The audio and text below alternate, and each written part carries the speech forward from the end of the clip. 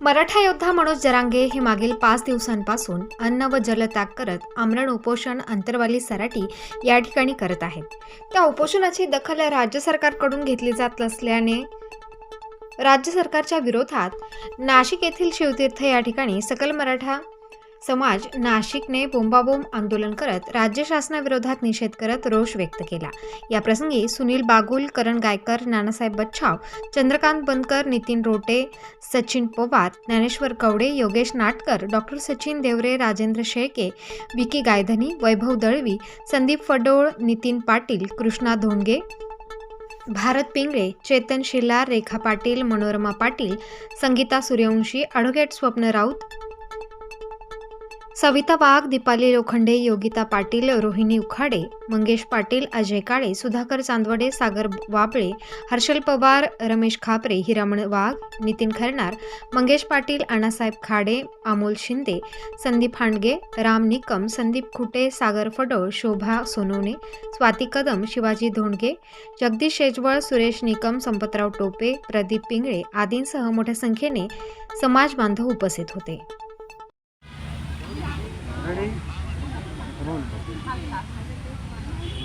मराठा योद्धा जरांगे पाटील आज 5 दिवसापासून आमरण, अन्नत्याग, पाणीत्याग उपोषण करताय।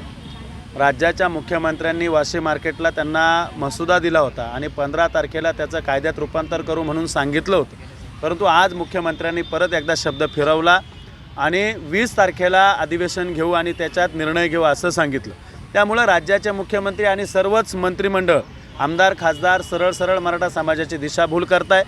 मराठा योद्धा जरांगे पाटलांच्या आज नाकातून रक्त येते तरी सरकारला जाग येत नाही आहे, म्हणून नाशिक जिल्ह्याच्या वतीनं आज या ठिकाणी बोंबाबोंब आंदोलन सरकारचे कान उघडावे म्हणून या ठिकाणी आम्ही ठेवलं आहे। मराठा योद्धा जरांगे पाटलांची मागणी रास्त आहे ही मुख्यमंत्र्यांनीच मान्य केली असताना मग तुम्हाला GR काढायला एवढा वेळ का लागतोय? तुम्ही का मराठ्यांचा अंत पाहताय? तुम्हाला या महाराष्ट्रामध्ये उद्रेक बघायचा आहे का? तुम्हाला मराठ्यांचा संताप जर बघायचा असेल तर तसं राज्याच्या मुख्यमंत्र्यांनी खुलं सांगावं की आम्ही करणार नाही, मराठ्यांना जे करायचं ते मराठ्यांनी करावं।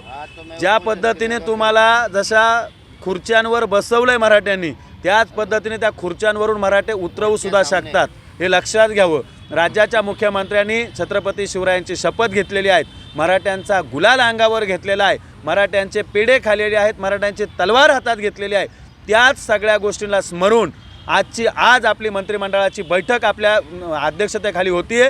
त्या ठिकाणी इतरत्र विषय न घेता राज्याच्या मुख्यमंत्र्यांनी मनोज जरांगे पाटलांची जी काही मागणी आहे ती तात्काळ सोडून तिचं GR घेऊन आंतरवली सराटी या ठिकाणी जाऊन ते उपोषण थांबवावं, अन्यथा राज्यातल्या आमदार, खासदार, मंत्र्यांना मराठा समाज रस्त्यावर फिरू देणार नाही आणि याची सर्वस्वी जबाबदारी ही राज्याच्या मुख्यमंत्र्यांची असेल, उपमुख्यमंत्र्यांची असेल, यांनी त्यांनी नोंद घ्यायची आहे।